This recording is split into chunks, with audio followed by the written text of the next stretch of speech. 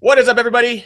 Welcome to Ginger Runner Live number 81. A little technical difficulties before that, but we got things rolling now. I'm very excited because tonight we're talking about something that occurred this last weekend that has been a long time in the making, and I'm really happy to say I earned a 100-mile buckle running the Cascade Crest Classic. The first one. I'm really excited about that. We are live from Seattle, from Seven Hills Run Shop. Thank you, Phil, and everyone that works here.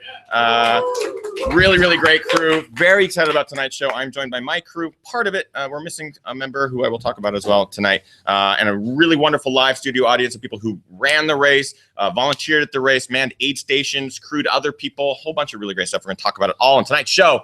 Welcome, everybody, to Ginger Runner Live. Amazing intro. Yeah. Here's the again amazing credits. Evil.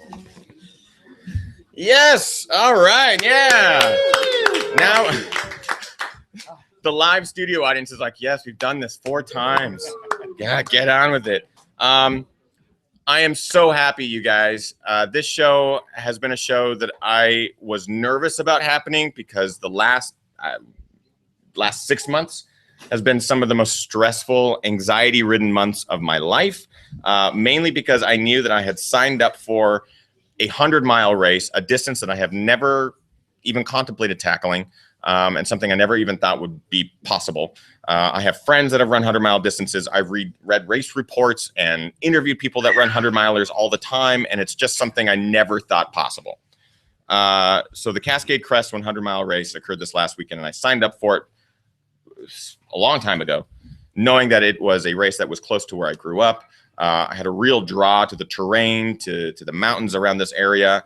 I basically grew up in the area, and I'd never really touched these trails. And I was like, this is the one I want to do. This is the race that I really want to do, and I want to try to conquer. So that's what occurred this last weekend is Cascade Crest 100. And we're going to talk all about it tonight. I am here joined with my crew from my right to left, Ms. Destiny Sund. Yeah. Mr. Justin Sund. Ahoy, hoy. Who filmed pretty much the whole thing. Everything that I was unable to film, filmed it. Aid stations and a whole bunch of stuff I haven't even looked at yet. And surprises. Oh, great. I will say that I wanted to show so much footage tonight. I just have been like half dead. So I haven't even looked through any of it. We've all been sleeping. Yeah, I imagine it's amazing, and I can't wait to edit the film together. And of course, to my left, my lovely wife, Kim, crew chief extraordinaire and pacer. You're welcome. So I'm really excited to start telling you guys a little bit about the experience. But before I do, again, I have to thank Seven Hills for letting us come here and do the live show. Thank you, Phil. Really appreciate it. Local run shop. If you're in Seattle, come here, get your stuff from Phil. They do a great job. They have everything. I would turn the camera around, but I can't physically move. Their shoes and everything. They have everything for ultra runners, road runners, trail runners. You'll want to get it here. And I believe everything that is purchased tonight in store, 20% goes to? James will probably tell me the wildlife fund or the wildfire fund, whatever. Basically goes to help those who are fighting the wildfires right now in Washington State. Yeah. I mean, it's just the wildfires here have been crazy. Some of the biggest in the state's history, if not the biggest in state's history. Biggest, yeah, which is how many? 163. 163 homes have already been burned in this state. So I think that money is going to a great cause. So that's pretty awesome. I also want to shout out to Rich White, who is not here because he's also probably sleeping. Rich White is the race director for Cascade Crest 100. We had him on last week's show. And basically, he spent an hour just making me really freaked out about the race, explaining it and explaining the history and stuff like that. He's an amazing guy, really caring dude that wanted to make sure every single runner that started the race this weekend finished. An amazing race director, and he took over the race from previous amazing race directors as well. Just learning a little bit of the history of this race is pretty overwhelming. Really good people helped put this race on. So I got to give a shout out to Rich White and previous race directors, as well as volunteers. We have some volunteers here tonight. In all of my race experiences as a runner, by far some of the most amazing aid stations, volunteers. The second you run in, they know your name, they take care of you, they pull the bottles out for you. they were nursing people back to health. People very much borderline hypothermic and in very, very tough conditions, just saving people left and right and getting them to the finish line. It was really awesome I'm going to say I witnessed all this stuff, but I was so out of my gourd that a lot of these stories I've been told in the last 24 hours. So I hope that they are true. So big shout out to all the volunteers, even those who are not here, and aid station captains and stuff like that. Really, really impressive. And I know a lot of these aid stations have been around for the entire race's history. So these people come back year after year to do this, and I think that is just incredible. Also to the Cascade Crest board of directors, you guys all deserve it. And the firefighters at the finish, which is really cool to be swept away at the finish line and wrapped in blankets and people pulling your, this is weird, pulling your clothes off. It was really great. Oh, was that you? Yeah, it was me too. Wait, was that after the race or was that, I don't remember. Boo. Yeah, sorry. And like getting your feet in ice and just taking care of you. I mean, it was really cool. This race experience was by far one of the most amazing race experiences outside of running the 100 miles that I've ever had. Like, we were all in very good hands. And of course, I also want to shout out Jessie Lang winning the race in an incredible 18 hours and 23 minutes. Alyssa St. Laurent, first female, third overall. An incredible performance out there, just killed it. And this course is no, this course is no joke. We're gonna talk about it on tonight's show, very specifically, I'm sure. But in those conditions as well, it was super stormy, super wet, tons of rain and cold in some of these higher elevation areas. So any like major performance like these, it blows my mind. It absolutely blows my mind. She also just won the Canadian Death Race. That's right. She won it overall. She outright won the Canadian Death Race, which is just incredibly impressive. So that another amazing performance. And of course, to the final three finishers of this race, I can't imagine being out there for just under 32 hours, which is the cutoff. I want to make sure I get these names right. Ray Segrist, Hideko Opperman, and Daniel Kelman. Just incredible. Kuhlman. I got to get that right because these guys are probably the most inspiring people that were out there. They all finished at the exact same time. I imagine holding hands. I was pretty much out by that point. Danny missed the last cutoff at No Name Rich by 5 minutes. Really? But because he walked with his dad the first 50 miles. Wow. And asked them to tell him when he had 1 minute left. Oh my God. He missed the last cutoff, and I ran up with him. And I said, you stop running before you meet the sweepers, we're going back. Yeah. We caught up with the sweepers and finished. That's amazing. And his sister Kim was one of the no-name volunteers. That's amazing. That's amazing. You guys probably can't hear what the mic said, but it's an amazing story. Just know that these last three guys that finished worked their ass off to get there, just under the cutoff in 32 hours. And just to interrupt, we actually have RD Rich in the chat room. So hi, Rich. Rich is in the chat room. Rich is mentioning they had a 63.6% finisher rate this year. That was the other thing that I didn't mention yet, but 63.6, I believe, is one of the lowest finishing rates in the race's history. That just goes to show how tough the conditions were out there. A lot of people suffering from just hypothermia and major cold issues. It was just nasty conditions through and through. So those who got their buckles, an amazing congratulations to all of you. Those who did not, you worked your ass off, and I can only imagine the turmoil that you guys went through out there because it was nasty. So I want to make sure they shout everyone out like that. And of course, Arthur is here as well. This man finished this race for the 10th time in crazy bad conditions. And he got his personal best this weekend by 23 seconds. 23 seconds in crazy conditions out of the 10 finishers. Quarter second per mile faster. So he earned his 1,000 mile buckle this weekend and the jacket, which I believe is the fourth that they've ever given out in the race's history. So that's a huge congratulations out there. Really, really awesome. I think let's get my mind is a little mush. I'm also like trying to eat pizza, but I'm on the verge of like just losing it all. Just so you guys know, my body is not fully recovered. But I am in my mind, I'm like, oh, I'm perfectly fine. So today I've been eating donuts, and then you finish a donut and go, maybe I'm not fine. Maybe I'm not good yet. So I'm just gonna hold everything together.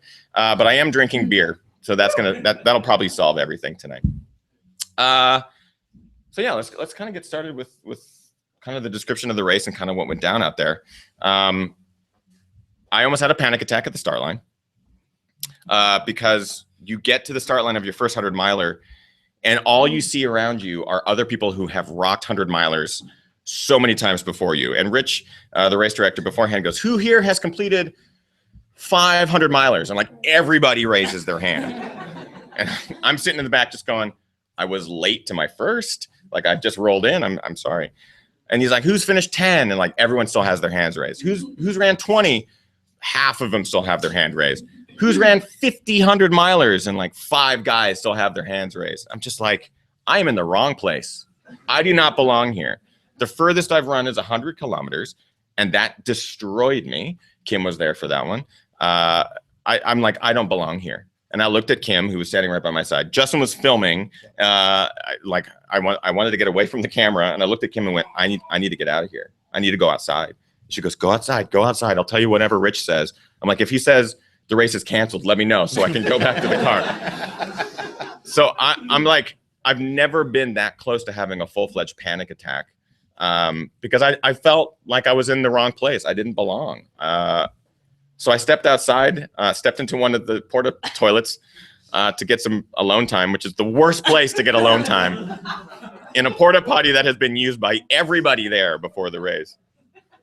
But I tell you, it is distracting. It does get your mind off of other things. And I gathered my thoughts and kind of got it together and stepped back out and went back into the room with everybody. And it was the most incredible, weird roller coaster of emotions where I don't belong here. I can do this. You might not be able to do the whole thing. You shouldn't be here. You can do this. It was all within 3 minutes. It was pretty extreme. But then when they start counting down, like, let's get everyone, behind the start line. Let's get everyone started. At that point, you're just like, well, I either start this thing and try to finish it, or I put my tail between my legs and I go home and like never talk about it again. And I filmed the best film ever. Yeah, and I waste all my friends' time. And I know a lot of you guys out there have been following and giving tons of support. And I didn't want to let you guys down either, obviously. So I end up stepping behind the start line and getting ready to go. I also talked to numerous people before the race, a lot of people who have run it before, a lot of people who are running it for their first time or their first 100, and we're all asking each other why did we choose this one as our first? But it was really cool to hear everyone's stories, meeting people from Alaska who traveled here as a group, and they were some of the nicest people we met all day. Traveling from Alaska to come run this race, and people from out of town or people from California who didn't know what they got themselves into, all sorts of crazy stories. And the people who had run 100 milers before, my question was, should I be feeling how I'm feeling right now? Should I be feeling like I'm about to just break, mentally just break and just go into a full panic attack? And every single one of them said, yeah. And that doesn't go away. It's like every 100 miler, unless you've run over 50, like some of the guys there had, you get that feeling before you start. And that helped me just kind of focus and just start it. And that's when I realized it doesn't matter how far I got.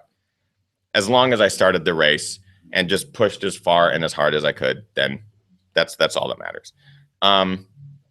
So yeah, the start of the race, that's basically what happened. The sun was out. It was beautiful. Also to mention, the hour-long car ride there was really interesting with you.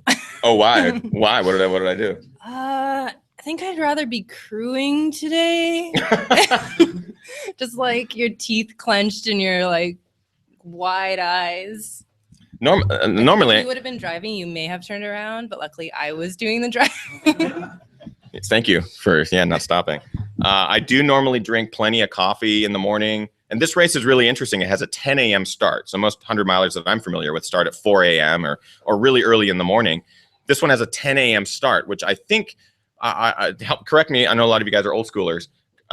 This race has this really cool local low-key history where their whole objective was to allow everybody to run through the night.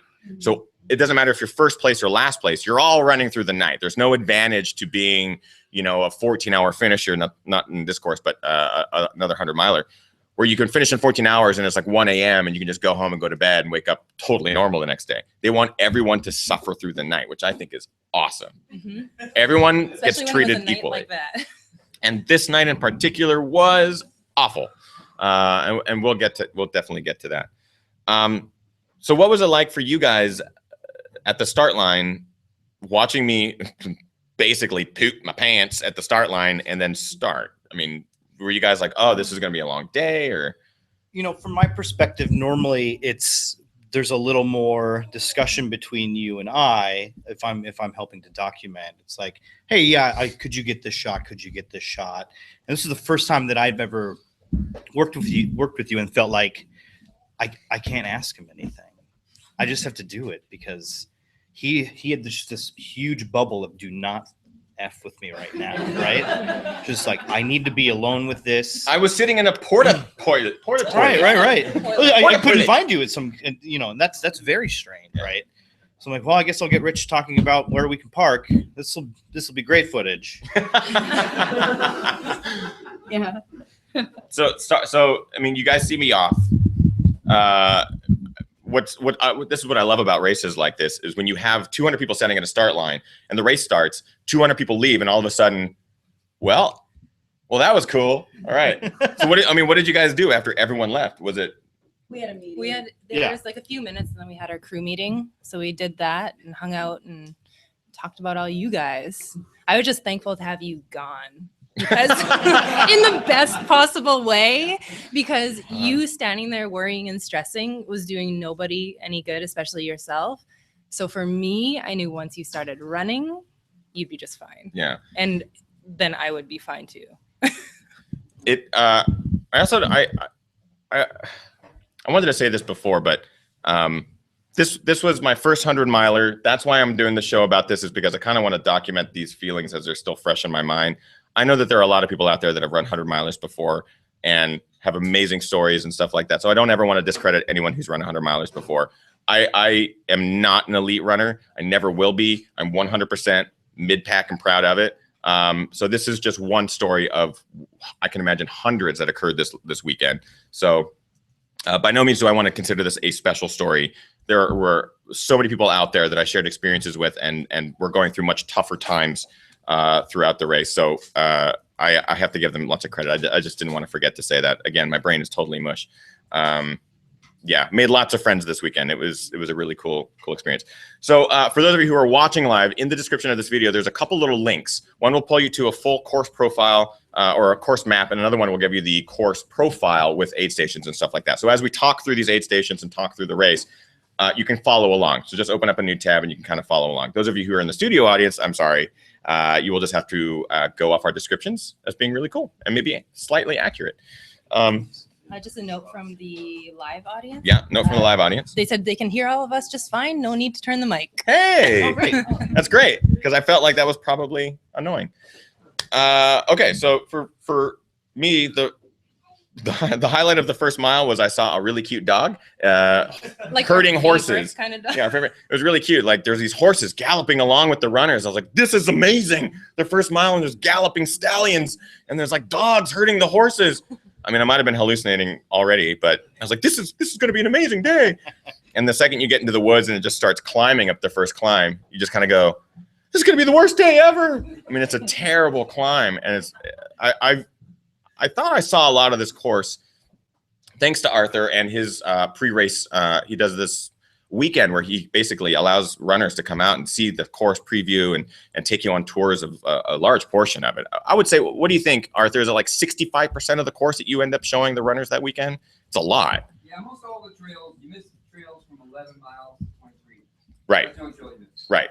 So you really only missed the section between 11 and 23. And those were just some beautiful single track sections and stuff like that. I did not do the first section on this training weekend, which included one of the toughest starts to any race. A lot of people consider it's just like Western States, where you climb the escarpment, which is this really steep 3-mile climb up to the top out of Squaw, and you basically start descending down.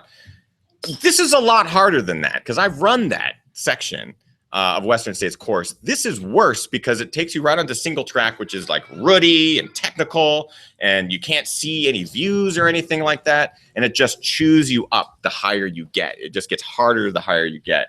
And you get up to Goat Peak, which is, I mean, it is gorgeous up there. You have exposed rock and just views for days. It's so amazing. And the weather at this point was stellar. The weather for the whole front half of this course was like, you couldn't have asked for better weather. The temperatures were in the mid 60s, mid 70s. Yeah. It was partially sunny, so there was clouds and blue sky sections, and it was just awesome. We've been inundated with all this. It's going to be terrifying weather. All week. The whole week leading up, we're reading it in the morning, and we get to the start line, and through the first couple hours, it's like, oh, it's actually really pleasant up here. Nice. Yeah, this is going to be great. Yeah. But then it was also like, when is it going to get bad? Yeah, well, this is too good to be true. The hammer was going to drop. When is the weather going to do what it is said it was going to do? And this race is notoriously warm, hot.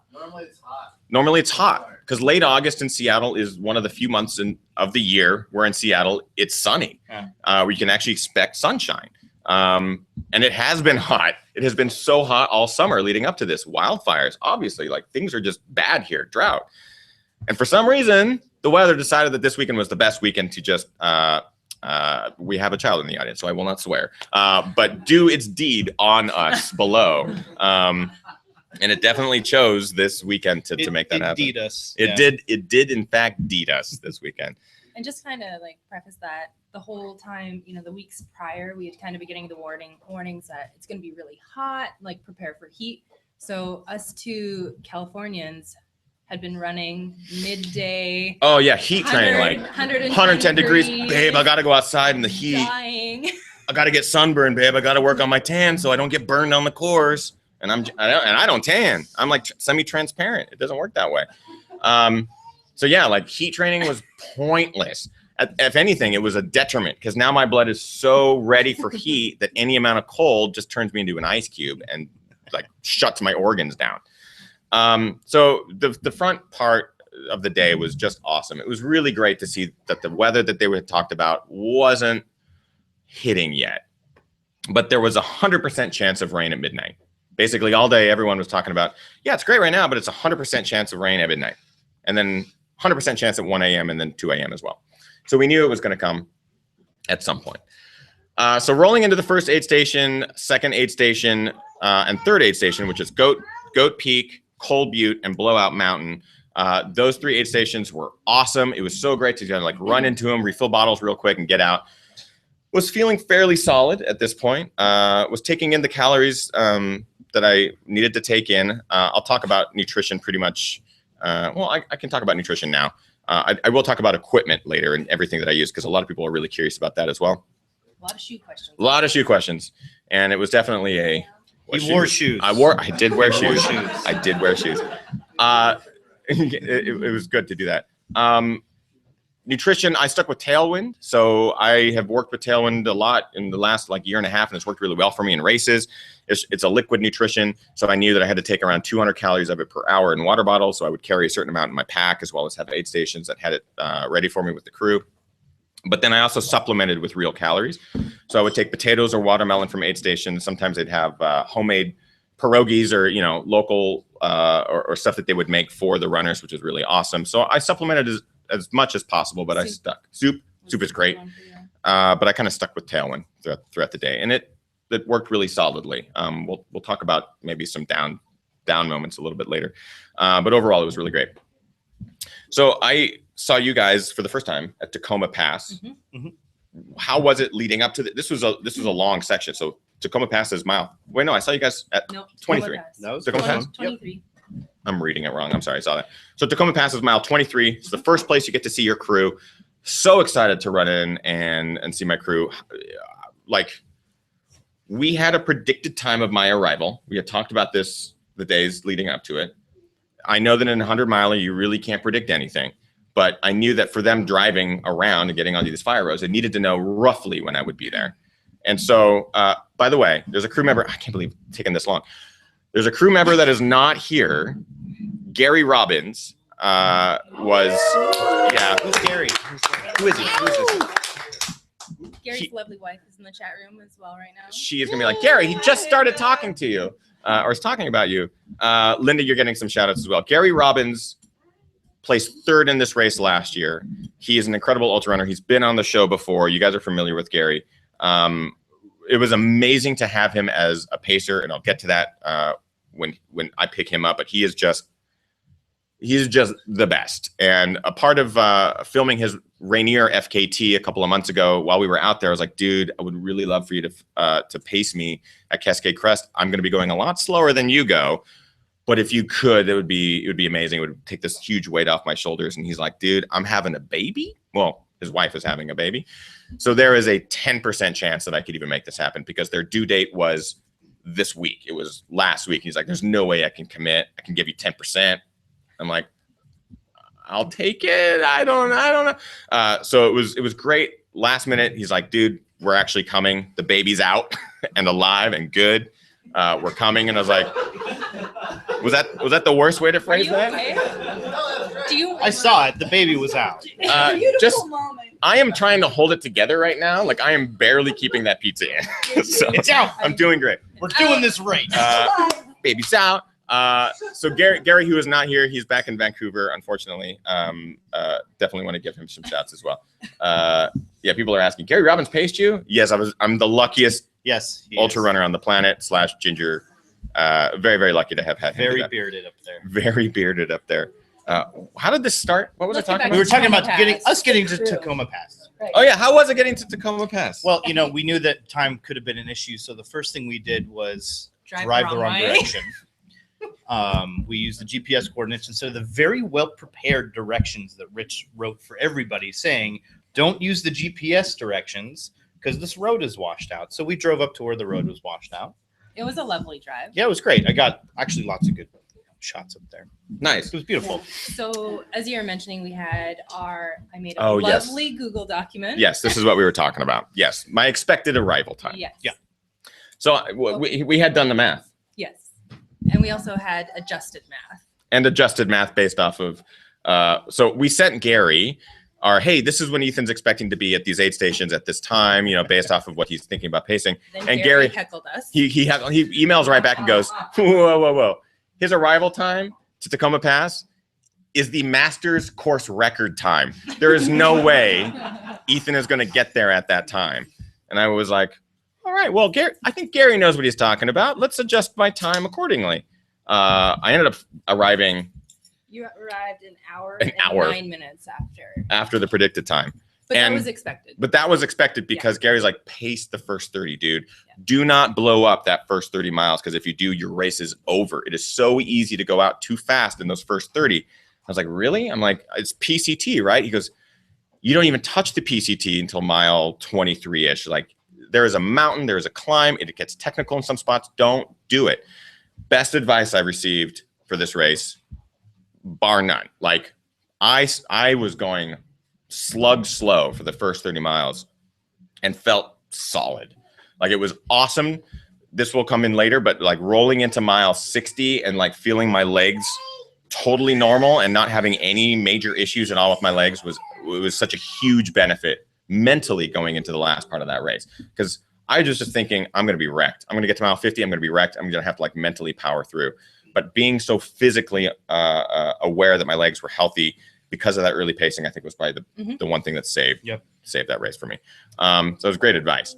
But I was well off the Masters course record. So I had to say goodbye to that a long time ago. But when we saw you at Tacoma, you looked great. I mean, I've seen you mile 23 of a lot of races, and this is probably the best I've ever seen you. Oh, thanks, No, Justin. seriously. It's like you stopped to brush your hair. I did, actually. I did. I was back on the trails, like doing this. Great. I checked you in at Tacoma on your number and asked you how you were doing. You said just take it easy. Yeah, I think we have a Tacoma volunteer here, and he just mentioned that he asked how I felt at 23, and I mentioned that I was just taking it easy. I think that was my response all day, and it was a mental choice for me to say, never say you're doing poorly, never say you feel like garbage. It's always taking it easy, because that will help me physically take it easy, like slow it down, keep that pace under control. And that was really helpful for me, I think. It's pretty much my life. I think the hardest part about crewing you, especially at that first aid station, was I had about an hour and a half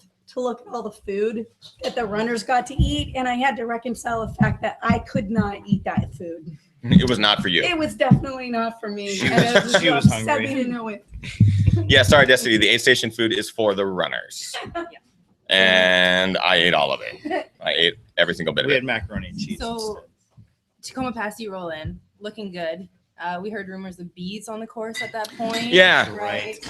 This is a highlight because runners, I'm fine. I did not get stung, but every runner around me got stung. There was one guy that was in front of me, like maybe 20 feet, and he's just like running. He's talking to me like, oh yeah, you know, this is my first 100.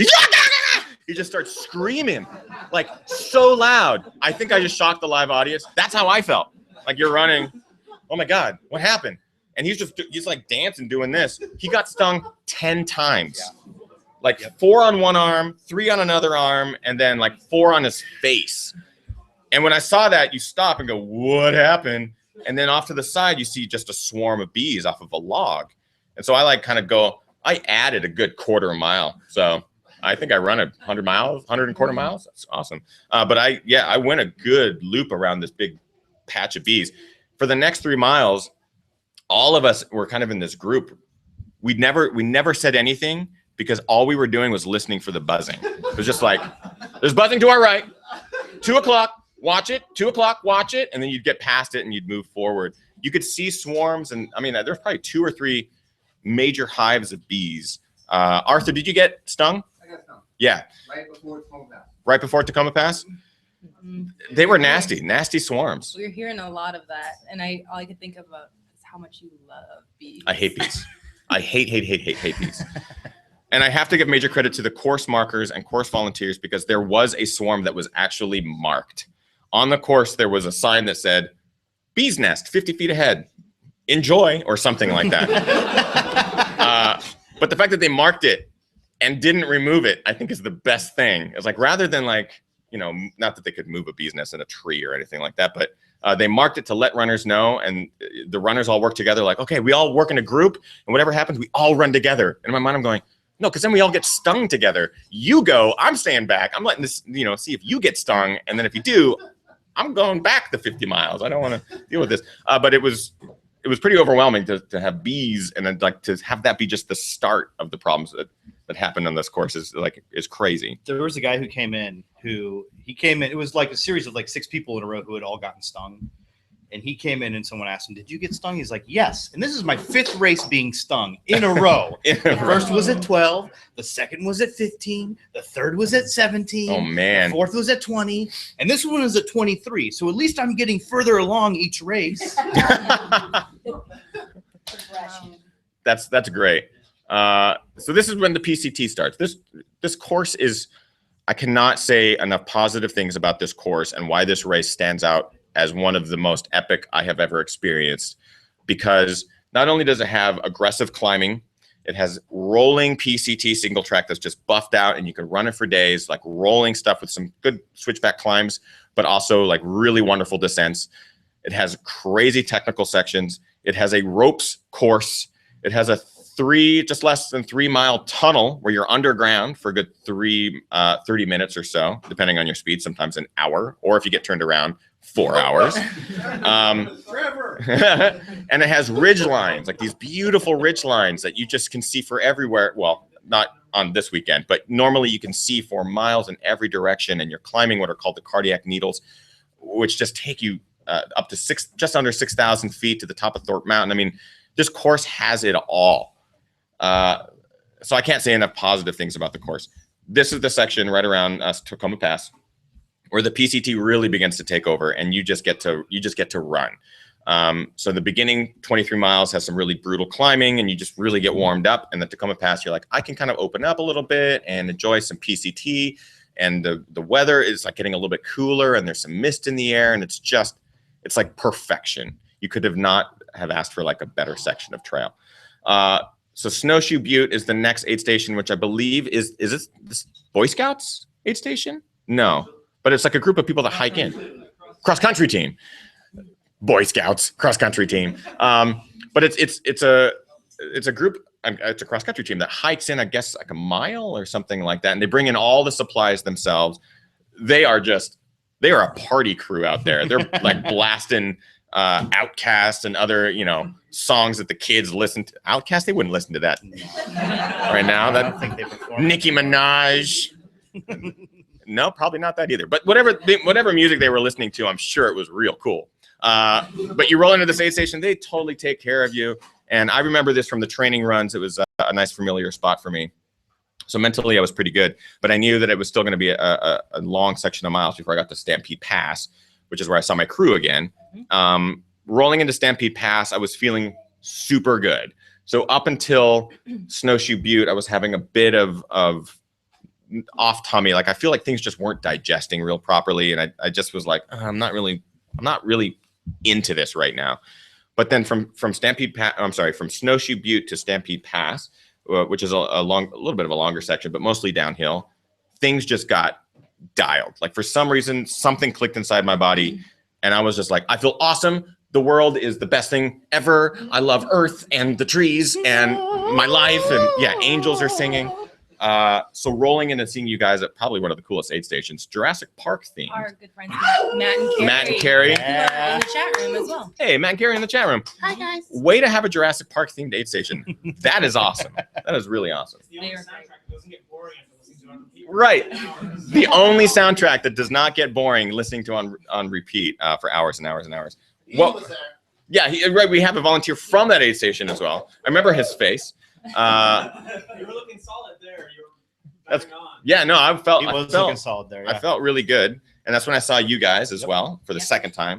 How was it for crew getting between aid stations and because there's pretty big time Those gaps? 2 aid stations, Tacoma and Stampede, were super easy. I'm pulling this we didn't off. have to go back. Yeah, we didn't have to go back to the freeway or anything. And also, it was nice because we had lots of friends at that aid station. Right. So we got to see. Yep. I was the only one cheering for you to take your shirt off. Oh my God. I'm sorry. I smell so bad. Oh, I haven't showered since the race. Oh. That's not true. I've showered. It just hit me. Yeah. Do you smell that? Yeah. Can you guys smell it in the chat room? Yeah. You probably will. Sweating it out. I am still sweating out. I was actually warned that you were going to sweat out. We also ate. Oh my God. I smell myself. Yeah. I smell No, it's- terrible. it's I am bad. sorry for the It's live bad. audience. This is not what you I feel paid like the for. wind must be going that way because I'm not getting anything. So. I'm just gonna huddle and drink my own beer. I'm sorry. Back to Stampede Pass. Yeah, back to Yeah. Stampede Pass. It's going to be a 6-hour show tonight, you guys. No. We're already going pretty I long. No, it was great. I'll reiterate, Rich did a great job of handwriting out directions for everybody, for those who got the directions, because we ran into a lot of people who didn't have them. Mhm. Getting in and out of all these locations, even though we had, in some cases, single car length, or width fire roads, pretty easy. Yeah, pretty For easy crew, it was access. sometimes you had to drive a ways, but getting in and out was just fine. And a major shout out to Glenn Tekiyama as well. The course geez. photographer, an amazing photographer for local Northwest races as well as races on the West Coast.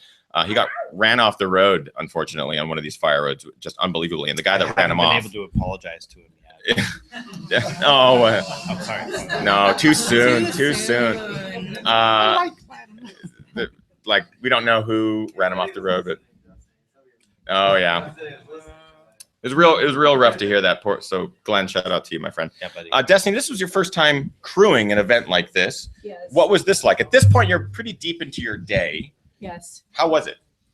I was Like for a terrified first-timer. by the dinosaurs. Oh yeah, the Jurassic Park dinosaurs. Yeah.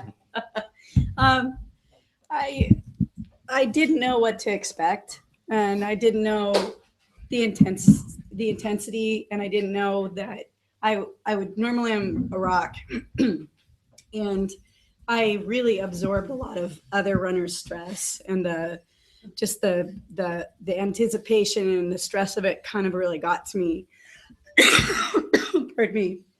I'm not talking a lot because like the stress really brought out I'm still recovering from how stressful it was.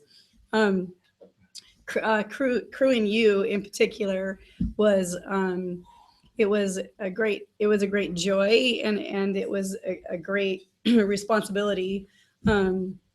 And the stress was just like every time we would leave an aid station to make it to the next one, even though we knew we had a certain amount of time, which was usually hours. Plenty. We're like, Yeah. but we got to get there. We just have to get there. And every time you would roll in, I just remember looking at like the spot where the runners would come out like for hours, and then seeing you was just like, how does he look? You would flash me smiles and I would know, okay, Ethan's doing great. And Kim did such a great job just making sure that you had exactly what you need. So I'm really just impressed by everybody who did this race. So It's I know having crewed in the past, especially with 100-mile distances, it's tough for the crew because there's this hurry up and wait mentality where a runner will come in and they'll leave the aid station fairly quickly, and then you'll like, we got to hurry to the next aid station to meet them, and then you'll end up waiting for hours and hours and hours, not knowing anything of what's going on with your runner. And then they come in and you see them for another like 60 seconds. exactly. Like they come in, they get food from you, and they're like, okay, thank you, and then they're gone. And it's not enough. It's never enough time. But our job was to get you, back. So it's like ripping off that Band-Aid. We're not going to let you not finish the race. Exactly. I mean, I couldn't have asked for a better crew, just because I know it's a super stressful environment, and like you are a runner cannot in a 100-miler, having been both sides now, I can absolutely attest to the fact that the crew is 100% a huge factor in making anything even possible in a 100-miler. Like there's no way I could have finished this race if it wasn't for this crew and my pacer, Gary, who's not here. I just couldn't have done it. And there were guys out there that just didn't have crew. And I mean, I don't know. I don't get it. Arthur, he's like 10-time finisher. I'm like, dude, I don't know how you finished 10 of these. Are your drop bags like 1,000 pounds? Do you even have drop bags? No, before the weather report, I wasn't even gonna have them. See? That's crazy. I don't get it. But there were other guys out there that I was talking to that said the same thing. I was like, hey, who are you picking up as your pacer? Like, pacer? It's my dog. Yeah. Like, He ran with 2 dogs. I remember during the training weekend, Arthur runs with, you ran with a dog, and it was like, that is awesome. That's like the best pacer ever, because they don't talk. They eat small little handfuls of kibble, and they're good to go. And they don't listen to that kid music. Oh, that kid music. The Outcasts. I honestly, and this goes for, there's a lot of people that I know who are watching and people who are out there that ran this race without crew and pacers. I don't know how you do it.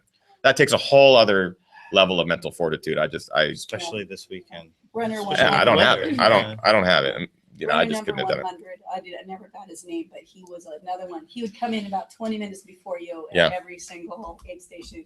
And I asked him at one and near night, like, who's your crew? Who do you need to see? And he said, nobody. I said, nobody? Well, at least your friends and family are going to be before you at the finish line. And he goes, nope. Friends? Yeah. Family? I'm what good. are those He's like, things? I'm good. Doing this all on your own. It's really fun. There was a guy, sorry, I think we have questions in the chat room as well. There was a guy that I was running with that was like, oh yeah, I just kind of decided, like, I just wanted to run this 100 this weekend. I finished work on Friday. I drove out. I'll go back on Monday. It was just kind of like a weekend thing. I was like, where does your family live? Oh, no, they live in Seattle. So they're not coming out to see you? No, man. This is a weekend run. I'm like, I invited everybody. Like I put out an Evite. Those don't even exist anymore. I had a Facebook event. I honestly bow down to all you guys and girls that do that without crew and pacers, because I couldn't have done it without them. That's my thing. What are you gonna say, babe? I was just gonna say Yassine is in the chat room, and I guess his response to kind of what Congrats, dude. He's saying it's not necessarily a great spectator sport, especially for those who aren't accustomed to actually how it goes. He also says, but we obviously appreciate seeing our loved ones. It lifts us up so much, even if it's only for less than a minute. And like for me, when I see you at aid stations, I want you gone. Not because I don't love you, but I also know what it's like to roll through an aid station and see people you care about, and you just kind of want to, they're putting their time and effort there. So you want to give them a little something, but the faster you're gone, the better it is. I will say Kim is one tough crew chief. Like she was on it for you. She snapped at us like 1,000. I mean, if it wasn't for Kim, because that's a good crew chief. Yeah. You wouldn't have been in and out, and she was very responsible and just very on point, where I just wanted to hug you all the time. Yeah. So, and I don't need hugs. I need food. And we're like, you gotta go. You gotta go. Go. Yeah. Arthur, did you ever have crew? Have you ever had crew? Like, no, not really. But I know a lot of people at the aid station. So like friends and family, or friends, I guess at that point, yeah. So rolling out a Stampede Pass was, I think for me, on this course particular, what? I was just gonna say, just a note for Stampede. Yeah. You also said to me, I feel really good, and that kind of Worries me. Yeah. I do remember that. Yeah. Yeah. And what's funny is that this next section, actually these next two sections for me were some of the hardest just mentally, because They're 8-mile stretches. So you have 2 8-mile. Is that right? No. Yeah. Because I remember them saying it's 8 miles to the next aid station, and then someone else like 8 miles. 5.7. So they're long stretches because at the pace that I'm going, I know that I'm not going to. In my mind, I'm like 8 miles. That's nothing. That's like an hour. No, that's like maybe on a road. This is PCT, and during a 100-miler, you're not going to be out there for an hour. You're going to be out there for 2 for an 8-mile section or more. And so I knew mentally that getting to the next aid station was going to be a hurdle. And then you get to that one, and you realize it's another 8 miles to the next one before you even see crew again, and you're going into the night alone. It was really hard for me mentally to kind of push through these sections. Probably the hardest section of the race when my body was feeling good, but my mind was not. So it was kind of that, how do you get them both in sync? I just wanted to be at an aid station where I could see crew, and I knew it was going to be a long time before I saw them. So I roll into Meadow Mountain and roll out of there pretty quickly because I just wanted to get to Olali Meadows, which is the last aid station you see before you hit the tunnel and the ropes course. And I remember rolling into this one. And what was it? What was the thing I said, Kim? I looked at you just coming into Olali, which is 47.7. It was dark. You were alone at that point. And when you came in, that was the first time I saw you kind of look a little defeated. And I said, "Are you okay? What's going on?" And he said, "I'm just lonely." You looked. Yeah, you did look great. You looked so dejected. motivated. Yeah. That was the best reaction from you guys ever. And I think, the only thing I could really say to you to make you feel better was 5 more miles and I'm hopping in. And I think, That was the good thing about and pierogies. Pierogies. Yeah. Oh man, I wanted one of those too. I think when I rolled in too, it was also like the zombie time of night. So both like my crew was like, "We're here, man. We're here for you," and the aid station was like, "We're here for you. Like, what do you need?" Yeah. Like it was like the sun had set. It was getting into the night section, and they had been out there for hours and hours. And that wasn't a busy aid station either. Like we were really the only One of the few There crews. was not a lot of crew there at all. Yeah, because it's a bit more remote, and the firewood's to get there pretty lame. Yeah. As in like ruddy out and stuff like that. So I remember you handed me 2 things, an Ensure. And I said, "You need to drink this." And in my mind, I'm going, Ensure, like chocolate milkshake right now, essentially, and then Coke. So it was like mixing an Ensure with Coke. Like at the time, I'm like, this is not going to be good. I didn't tell you to drink them together. Well, I mean, what am I going to do? Like, all right, I'll savor this for an hour and a half from now. So I took them both at the same time, and within like seconds, I wanted to have a pierogi so bad, but I was like, last thing I want to do is add potatoes and cheese and all that on top of this. So I'm rolling out of there just like, good. Yeah. and within 30 seconds, I'm good. No, I was like, it was awesome. For some reason, Coke and Ensure are the best thing ever. Mix them together, shake them, and enjoy it, friends. That is the best advice I can give you. It sounds disgusting, but it turned me around. And I started running with a guy from Colorado before we hit the ropes course. I call it a ropes course. It's a very short section, maybe a quarter of a mile or something, where you're Arthur, maybe you can help me describe it a little bit better. But in my mind, it's straight down. You basically get to this trail where the arrow points. Well, it's actually pretty steep descent to even the start of the ropes. Pretty technical, rocky fire road, really steep. And then there's a little arrow that points you right, and you get to a tree, and you look over a ledge, and there's like a rope attached to a tree, and it just goes straight down. And you're like, okay, this is the ropes section that everyone has talked about. And on a dry day, I don't think you need the rope at all. I mean, there's enough little trees in there where you can grab branch. I do smell. Every time I move my arm, I smell terrible. This is such a fake smile right now. I am so sorry. I don't smell you at all. So either I'm like immune to it. You're both zombies. Come here, baby. Awful. But you get like on a dry day, I can imagine you can grab onto these trees. Basically, you're like letting yourself fall into the next tree. Totally doable. But on a wet night, when this just turns to mud, Arthur's already been through this section, probably in the dry. And everyone that finished in like 22 to 23, already, they're all sure. done at this point. For those of us a little further back, it was just like a mud mess. So me and this other guy from Colorado were like going down, and he's sliding and falling, and I'm sliding and falling. And I had my GoPro, and I was filming this whole section, so that'll be in the film. I don't have the clip to show you tonight, so I'm sorry. Just listen to my description and imagine it. The theater of yore. So going down there I had a blast. I had such a great time on this section. My mood was totally up, and I'm like, this is really cool. I don't have to run. I just have to fall. essentially. Tree to tree to tree to tree. I felt like a monkey. It was really cool. But then at the bottom of this section, you turn right, take a hard right, and you go into a tunnel. And the tunnel is not short. It's miles long. And it's, I think it's a 20-foot or 25-foot high ceiling, and it's about 15 feet wide, and it just goes straight. And Arthur, is this slightly uphill? It is. It's about 1% uphill. So. Yeah, screw that. So that tunnel, at this point, not only is exhaustion playing a role, it's in the middle of the night, and you're basically going off a headlamp. As you're running in this tunnel, you're like, I'm going uphill, but I can't be because it doesn't feel like it's going uphill. So it's a 1% grade. So it is going uphill. That's why it sucked getting out of there. Just like, I'm so exhausted. But it was a real mental thing because you're just seeing the same corridor for 2.3 or 2.7. 2.3. So 2.3 miles. Did you yell at all? Did you like go? No, I don't think I was into that at that point. Did you honk your horn? I did. I honked my horn, yeah, because I was driving. This is the one section I hopped in a car and drove through. I do remember pulling my GoPro out because I wanted to document it, and I was watching a little bit of this footage today. As the camera was out, I'm watching it going, I whispered to the camera, hey, I'm in a tunnel. But now I'm looking back going, why the hell would I whisper? One, there's like no runners anywhere near me at this point. You can.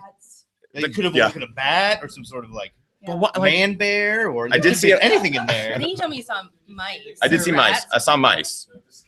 I saw a skeleton. I did realize it was fake after I tried to shake its hand. What did you ask, James? Oh, I dropped his ass. Dropped him. He passed me in the last mile, and that's not a joke. In the last mile, he booked it past me in the last mile. I was like, no, I thought we were friends. We were friends in the tunnel until I dropped you. No, I think we were like walking and running back and forth, and I somehow got ahead of him, and I just was in a weird daze. That tunnel just kind of messes with your mind a little bit. But then we arrive at Hyack, which is where I get to see the crew, and there's all this energy, and it's an awesome aid station, and it's Christmas at Hyack, mile 55. It's awesome, and this is where I pick up Kim, my first pacer, my wonderful wife. You've paced me before. How was this pacing me versus pacing me during my 100K? Very different. 100K, when I picked you up, you were in a bad place. Bad place. Bad place. And that day we were dealing with like extreme heat. Yeah. This time, obviously, extreme cold, wet, rain, and dark. This is about when the rain starts picking up. Was when we got to right as that sitting in the car before I got out, and I was like, I was in the car with Kim while she was getting ready, and she laced up her shoes, and we're hearing the rain come down on top of the car, and she goes, "Oh, yep, it's late, it's dark, and of course now is when the rain is going." She goes, "Yeah, but you couldn't wait to do this with Ethan." So I know that we had been excited about this section. I was super excited to jump in with you, and I would have, if I could have, gone with you at Olali, I would have. That would have been a great section for a pacer. I honestly think starting at Olali would be awesome for a pacer to help down the ropes and get through the tunnel like with someone else. I think it'd be really cool for the pacer too, because the second pacer, that section, you can have someone start at Hyack and finish with you, but picking up a pacer at Cochise, which we'll talk about in a minute, to the finish is such a beautiful section and technical and awesome. It has all these really cool elements. It'd be really cool to be able to pick up a pacer at Olali. I agree. But I remember this because the rain started, and for those of you who may not know what happened in the Northwest this weekend, just Google Storm Seattle or Storm Vancouver, and there are pictures of trees destroying cars and buildings. I mean, they've been in a drought up here, so all the trees' roots have gone from deep-seated roots to more surface roots to pull as much moisture from the surface as possible. So it's like there's power. Is there power still out in Seattle? There is. At the worst, it was 500,000 people without power from Portland to Seattle. They shut down the ferries. The wind was crazy. It was nuts. Yeah. That's nuts. We missed it. I'm really bummed. Yeah. They had to move the finish line of the Hood to Coast race. They did. That was going on this weekend. Oh my goodness. Oh my God. All of it. So the finish line for the Hood to Coast relay had to be moved because of the storm as well. That's crazy because that's insane. So there was weather. There was weather, and it started right around this time up here. And in the mountains, it's a little bit further out from Seattle, but the weather really started to pick up right around midnight. So the rain started coming down. The temperatures really began to drop. So when I pick up Kim, we have an 8-mile stretch to the top of the mountain. Cachilas Ridge. So it's essentially a 7.5, 8-mile climb up of exposed fire road. I'm going to Arthur because I know he's the knowledgeable guy. I keep looking around the camera. Facts. Is that what it is? And Jesus was born in zero. Okay, great. So it's a 7.5, 8-mile climb to the top of Cachilas Ridge. And I hadn't run this section before, but I knew it's a fire road. We have them in Southern California. It's fairly straightforward. But what I didn't really anticipate was doing it at 1 or 2 in the morning in exposed like weather. So I left Hayak with. Did I have any new clothes at that point? I think I was still wearing the same stuff. We did no clothing change. You got some soup and you were out of there. Yeah. So as we're climbing up, I feel like I was pacing pretty good. Just power hiking up essentially. We had a road section first. Right. Oh, that road. Like it just was never It was the ending. worst. You run along the road before you jump onto the fire road, and it's just we didn't know if we were on the right place. I was delirious, and Kim's like, everything's fine. And there's people in front of us and behind us, and I'm like, Everything's fine. everything's fine. That was Kim voice. In my mind, I'm like, turn off our headlamps. I want to sneak up on these people and pass them. You're being like really kind of like. I was being weird. strategic. I'm like, turn off your headlamps. If they see you coming, they'll speed up. But if they don't see us, we can sneak past them and then boom, go up the fire road with the headlamps on. Be like, fuck yeah, see you later, suckers. I swore. I'm sorry. Oh, is he here? Oh, he's back there. Great. Great. I read that. Someone. I don't want to embarrass him.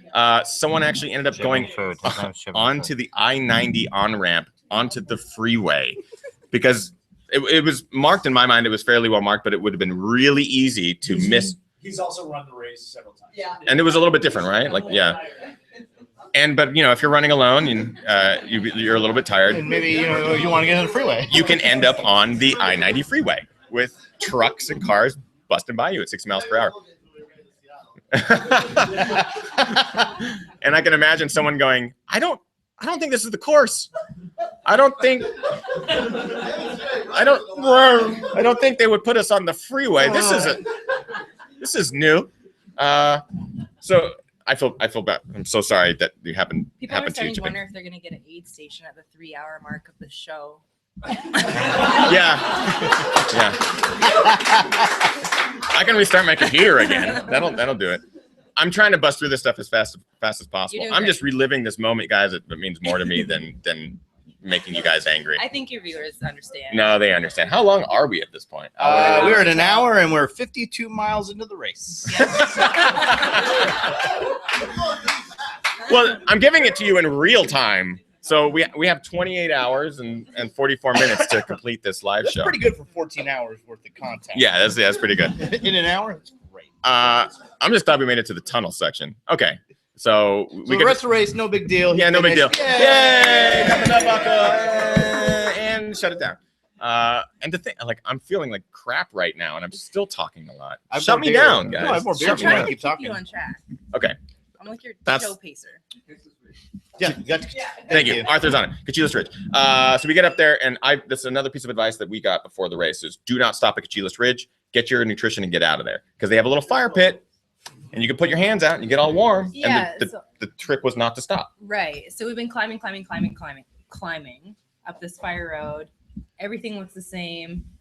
You're not really talking, but you kind of want me to talk, but you don't want me to ask you questions. Talk to me. Do not ask a question. Do not make me talk. How you feeling, Ethan? After you told me no more questions, I just started just talking, and I had fun. What did you talk about?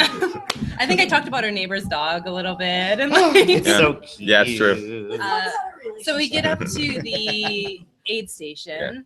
And we get there, and there's this beautiful warm fire and chairs around it. It's the devil. It's so devil's inviting. fire. And I say to Ethan, and you already knew this, but I'm like, we're not stopping. Just go get what you need. We're going. Yeah. You grabbed soup. I had grabbed a couple things for myself. You had soup, Coke, potatoes. I don't don't know. remember. And we were Food. basically grabbed some stuff and then off we went. Yeah. We were in and out real quick. I remember that. Almost immediately after we left the aid station, there's a little bit more climbing before you start the downhill. Ethan's like, I'm cold. Like bad. Like everything began to shake. And Gary Robbins warned us beforehand. The one thing you don't want to have happen is shaking, because that usually is a sign of hypothermia. And the second you start going down the hypothermia road, it's really hard to turn around and come back from. It's possible, but it's much more difficult and will take lots of time. So I knew when I left this aid station, things were really not beginning to work out in my favor. My mental game was like, I couldn't even think straight. I remember going, try to think straight, say your name. And I just like, nothing was coming out fast. And I was like, this is very bad. Like, That's also a sign of hypothermia. yeah. And I knew that. I knew, like, if you can't process information properly, that's usually a sign that your whole body is about ready to shut You're down. not crazy. You're not crazy. But I am crazy, but I'm not. And I knew that this is a long section. It's an 8 mile down. It's downhill, but it's still 8 miles. And if you leave this aid station, I mean, it's full commitment, because if you go back to this aid station, you have to stay there until they shut down, or you have to make it to the next one at the bottom.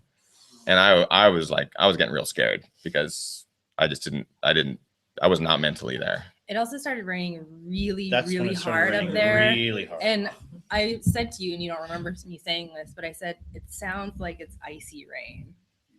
Like the way it was hitting the ground, the way it was so hitting the this leaves. is where hail came It into sounded play. like Yeah. it may have been About hailing. 1:32 a.m. I don't know, but so I just kind of kept pushing Ethan just to keep moving. You knew you needed to keep moving. That's the one thing Yeah. you really knew. Yeah. And we started down the downhill, and you were moving great. Like physically, you were moving great. We were like making up some time. We had caught up to, I think, 3 different sets of people at that point. But you were freezing cold. Yeah. Based on the forecast that I saw, it should have been about 35 degrees. Yeah, it was just above freezing, I think. That's why we weren't seeing full on hail or snow. But it was, I mean, this is, 35 and raining. Yeah. and you're up pretty high. You're above 4,500 feet. You're almost close to 5,000 feet at elevation. So whatever the temperature is down at 2,000, where most of the course can sometimes sit, like the road sections and stuff, you're a good couple thousand feet higher. So I was beginning to panic. I knew he was an hour out down at Cochise, and it was miserable down at Cochise. Yeah. It was, Right. And I could only imagine another 1,000, 2,000 feet up. How bad So- It was a flashback for me to the recent Mount Wilson trail run that we did. That was, I've talked about it before, so I won't go into it. I knew that I needed you to get me off the mountain as fast as possible, Right. just to get to the aid station and like figure out what was going on. So that's essentially what you did, is you just kept me moving forward and not focusing on all the problems, and more of Yeah. like, we'll get you there. We'll get you there. We'll get you At there. this point, you were really bundled up, but you were wet, so it didn't really matter. You had your gloves. You had my gloves on. Oh, I had like 3 you layers had, on. Yeah. You had asked for your safety blanket, your space blanket, Mhm. But you wouldn't stop for me to get it on you or tie it on you. I couldn't. I knew So- if I'd stopped, I'd get cold again. So I'm like running behind you, trying to tie it on you. We get your space blanket on, and It wasn't said- enough. I said to you, I said, I'm gonna check in with you in a couple minutes, and you need to tell me if you're getting warmer.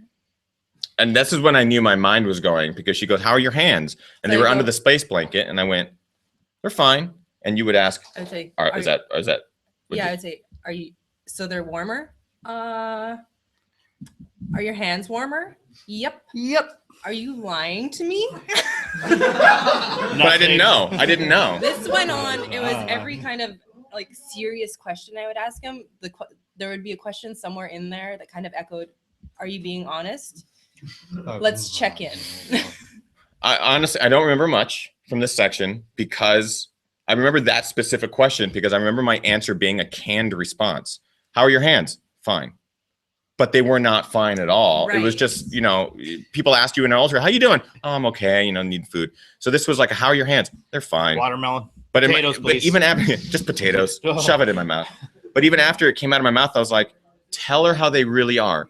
Tell her how they really are." But I still didn't say anything. Right. But then I took Yeah. your wet gloves off, and then I put my space Yeah. blanket around you the other way. Yeah.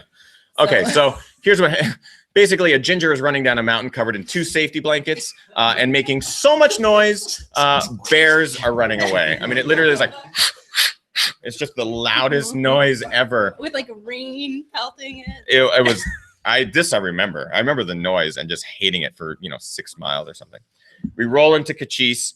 This is the section where I pick up Gary, and the trail from hell starts here, and it's essentially like the last big push of the race up to No Name Ridge, which are wonderful volunteers are here, and then pushing down to the finish. Some real big stuff ahead, but I needed to basically deal with the hypothermia issue. I was going to interrupt you before Yeah. you get into that. We have Rob Carrar in the chat room. Hey! Hi. What's up, Crier? I smell real bad. Just a little update, and I've been talking for an hour and a half. I think that's pretty much it. It's day in the life of Ethan. It's a typical All day. right. Lake So- Cheese. Lake Cochise, the aid station volunteers were amazing. Gary Robbins managed to turn things around by just identifying the fact that it was going hypothermic, pull off all the wet clothes, change it to dry clothes. The volunteers pulled up a hot car so I could get in there and change. Basically, within a minute or 2 minutes, my mood went from I can't think to I'm ready to get out of here. Let's get on the trail from hell. Let's do this. I'm so excited. Like it was weird how much my mind came back so quickly. Gary's a wizard. He is a wizard. He has is a wizard. wizard's beard. Yeah.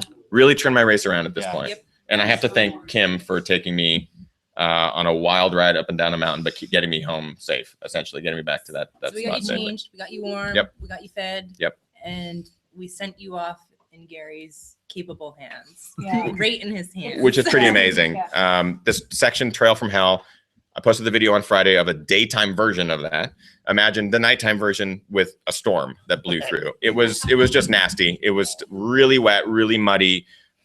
Still an amazing, really awesome section that on any given day I would just love. But at this point, I was like, I don't like it. Get me out. It's ingrained forever in my brain and in my memory, just being 3 o'clock in the morning and having the rain pour down and watching Ethan inside of a car that's quickly fogging up and all these hands are touching you and your clothes are coming. We're not supposed to talk about this part. That wasn't this weekend, Destiny. That wasn't. That's a bad way. That was an hour ago. I just remember standing there going, this is like, and the lights were like coming out and being really odd, like in a spotlighty way from the car, and everybody was in there with you. And I just remember seeing your silhouette, like being warmed up, and it was that I will never forget that. So it was incredible.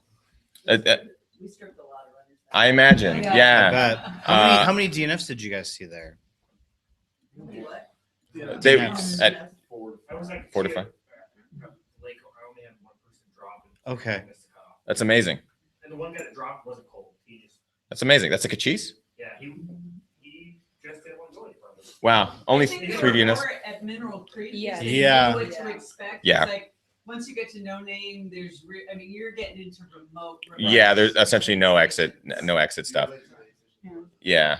So through the trail from hell, at this point, the sun is now coming up. We roll into Mineral Creek as it's daylight.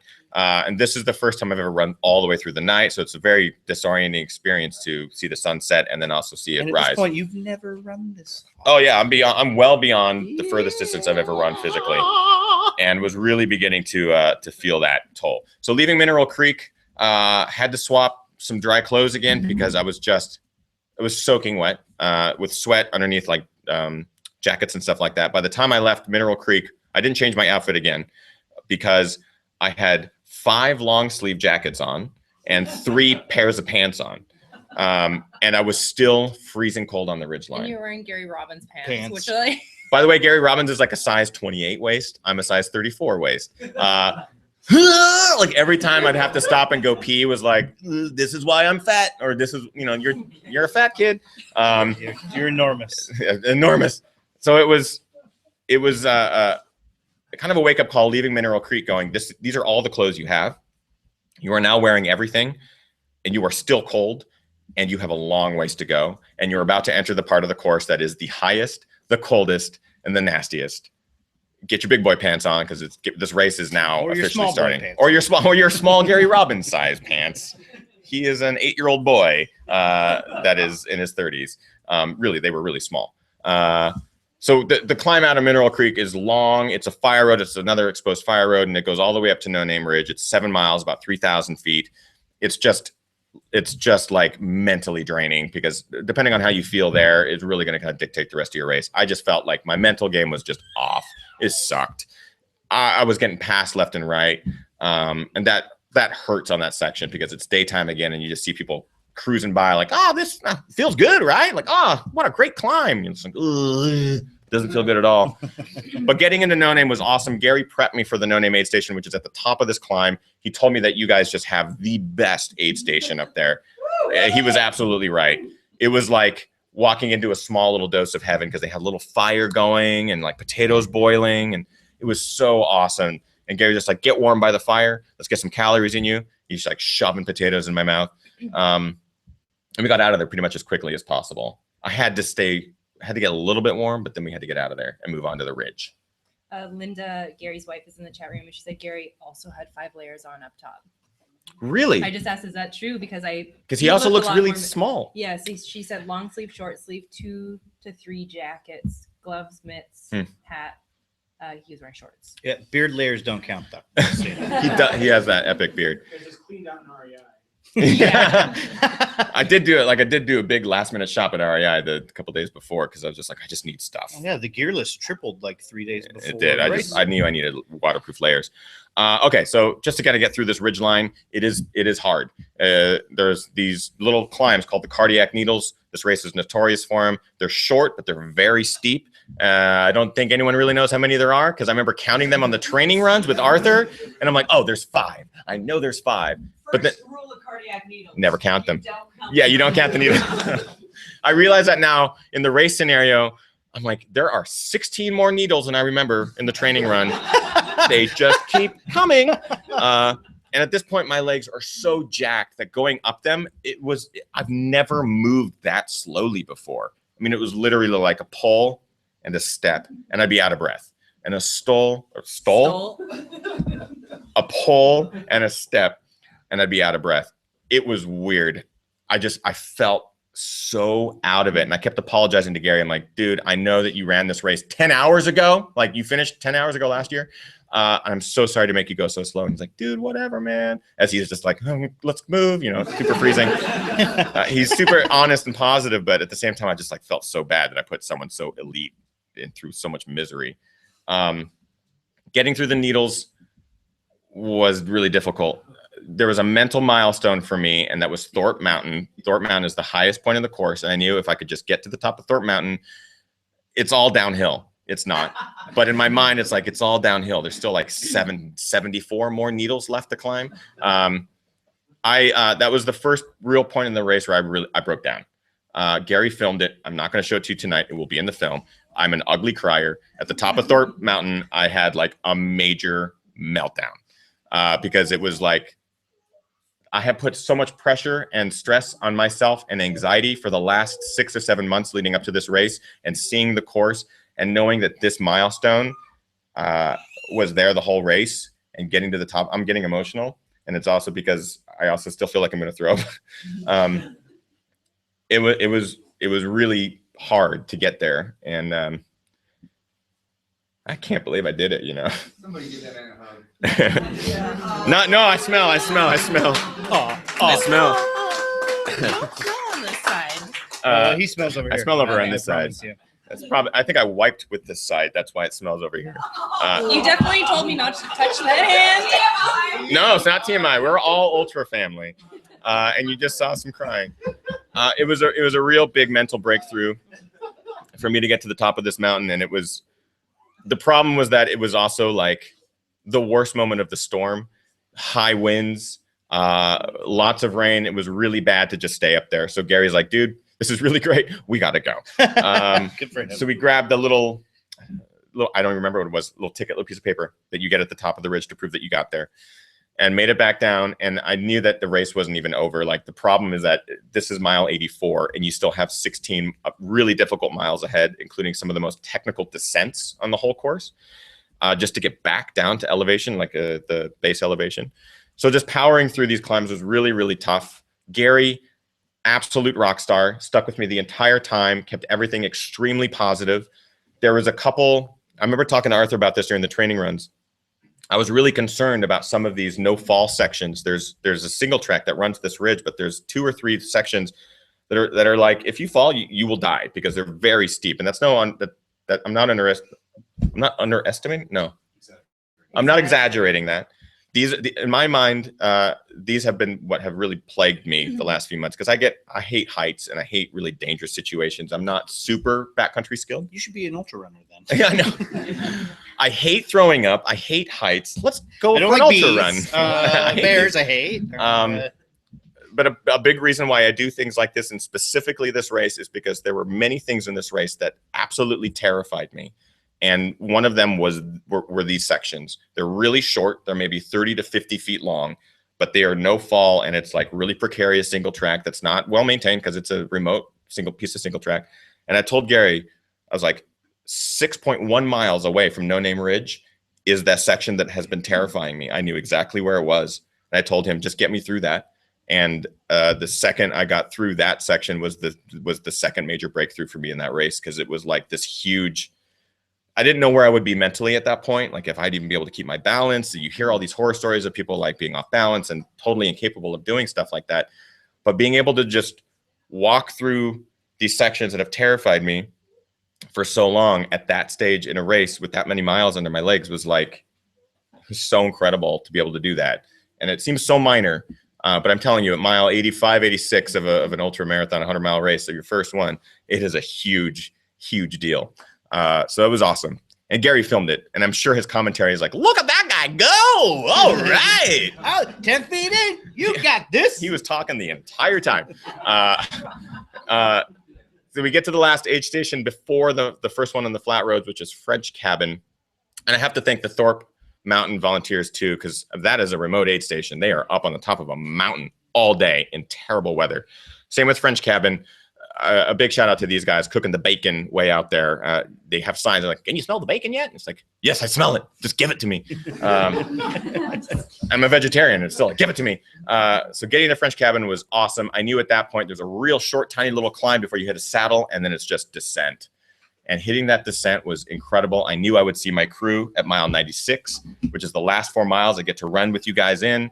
All I wanted was to see my wife and see her face and know that like you were there ready to run with me the last 4. And the last descent into this aid station was so hard, guys. It was so hard with legs that don't want to move. They don't want to work. My left leg still won't lift. I can't lift it. I can't, because something is busted. And trying to find footing on this technical stuff, and your feet are just aching. Like, I don't know how you guys run hundreds all the time or how people run 50 hundreds, because right now I'm like, I never want to do it again. I just don't. I'm so physically out of it. But I tell you, like you hear the cowbells and you hear the cheers coming from this aid station as you make this terrible, terrible descent. And it just turns your whole day around. Hearing you guys whoop up the hillside was pretty incredible. Rolling in there with Gary, who's just super supportive and basically dumping the pack, he finally let me take a layer off, by the way. These 5 jackets at this point got real hot because coming down the mountain, the temperature went up like 25 degrees somehow. You get to the bottom, you're like, it's sunny and it's hot and it's California. Like, what the hell? So he actually let me remove the fleece layer, which was great. So I could breathe again. And I pick up Destiny and I pick up Kim, and we're running the last 4 miles. I don't remember much from these 4 miles. I do remember not being able to run the whole time. You were doing fine. Your legs were moving, your feet were turning over pretty good for being that stage of your race.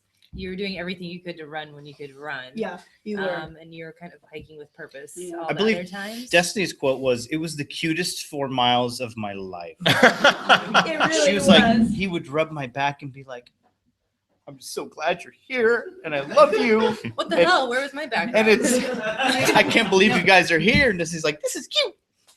No, and I also found out right away exactly what a superhero Gary was, because when you rolled in, like everybody was all smiles. We're so happy to see you. And as soon as the 4 of us pulled out, I looked at you and I think I said, or no, I don't know if I said, I was like, Ethan, you look good. You look really good. You did not look good. You did not look good. And Gary saw that look on my face, like, because I'm a very much like, whatever I say is just what I say. It's just all right there. And Gary goes, Ethan looks strong, doesn't he, Destiny? Yeah, you look really good. And he's like, Ethan's a superstar. And then I kind of was like, okay, let's get on the positive. Oh yeah, stream. we're lying to him right now. Yeah. Oh, great. They lied the whole Yeah. last 4 miles, by the way. Gary did, and this You was did not. such a You did great not. trick. I remember we got to the road, So and mean. Gary said, "See that bridge over there, crossing I-90?" And you're like, "Yeah." He goes, "Fire station's right there, dude. Go get it. Go get it." And he did. Cheering you when you started And he on did. and go, Yeah. you were- Yeah. And you were like, "It's just right there." And Gary goes, "Yep, dude, go get it." And you started. I'm like, great, I'm gonna start my cry now. So I'm just like crying and like, it's right there. We get to the overpass, and you go, "Is this not the one?" And Gary goes, "No, it's in 3 more overpass." But it's right there. Just But the- 3 more overpasses. See that turn? It's like right around that turn. Is it this turn? Well, it's like It's 3 the more next turns. turn, dude. That was really awful. He's a magician. But it worked. It totally worked. He is a genius. He's Um, a genius. Being able to share this experience with my closest friends, my wonderful wife, and the amazing Gary Robbins, it's by far the most incredible experience of my life. Being able to run 100 miles and overcome so much doubt and anxiety and fear. I encourage all of you to do it because I never thought I could. And I'm proof that anybody can do it. Like, I am not exceptional by any means. I'm just a regular dude, and anyone can do it. Right there.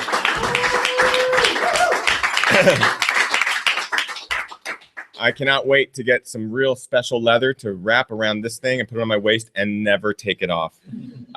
Gary Robbins had his buckle that he carried with him the entire run, and he pulled it out. I don't remember what mile he pulled it out, but I remember like holding on to it for at least a mile. He put it in my hand and I held it, and it was incredible. And it was absolutely one of the major points in that race where I went, I can have my own. It was not easy, and it was not a individual effort. It was an effort by these 3 individuals, Gary Robbins, all of the fans and supporters out there who gave us words of encouragement throughout the day. My incredible family, my mom and dad were at the start and the finish, and my mom is adorable. You were texting her all day. I was like, I never thought I'd be texting my mother-in-law at 3 or 4 in the morning. My mom did not want to go to sleep. She's like, just keep texting all night. Keep texting. I love their shirts. Yeah. They have awesome shirts. And again, I'm gonna wrap up this show because it's now 7 hours long, and I know people are gonna be like, "This is boring," but it's just important for me to document this. And the film will come eventually. I'm editing Gary's FKT around Rainier first. That film is a big priority for me to at least thank Gary, so that will be coming out. I have to again thank everyone that helped volunteer at this race. Rich, the previous race directors. Great volunteers. A huge congratulations to everyone who finished and got their buckle this weekend. I've heard it's like you can now say, "Did you run the 2015 Cascade Crest? You're a badass." Yeah. Yeah, Dude. Did you run it without a crew or pacers? You're Arthur. Like, you're extra Just like a badass. huge congratulations and shout out to everybody who had the courage to even toe the start line. Oh yeah. Like Hell to yeah. me, that's Or hid in a porta potty beforehand and then towed the start line. Like, yes. pretty amazing. I want to thank. I had tons of support as well from products and brands and stuff like that. It was really great. So here's the gear that I'm going to go top to bottom. Here's the gear that I wore. The new Ginger Runner hat, which I will be sending out as soon as we get back to California. This one right here. That was on my head until it got too cold, and I actually had to put like 6 hats on my head. On top, I had like it was a Nike Miler shirt. And I had Pearl Izumi arm sleeves that worked really well. And then I did like merino wool and then other, 5 Your layers. icebreaker merino wool. You had a couple different Nike shirts. You had All on at the same time. like An OR jacket, Solomon jacket. The Solomon pack, I was wearing the 5L Solomon pack. They have some in the store, which are awesome. super solid pack with UD bottles. It's kind of a Franken pack, but it works really well for me. I did the Black Diamond poles. The carbon fiber ultra poles were great. I didn't think I would even use them. I'm so glad I did, because those helped me just like get up the needles, just period. Pearl Izumi Ultra Shorts. They're awesome. Tons of storage. Really, really great. They're new. They have some new models that just came out that are really, really awesome for 2015-16. Socks. Where are those, baby?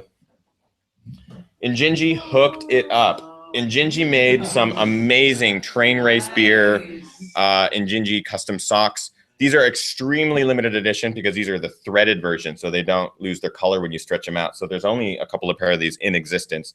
One pair is going to Phil Kochik for letting us use your store. Thank you, Phil.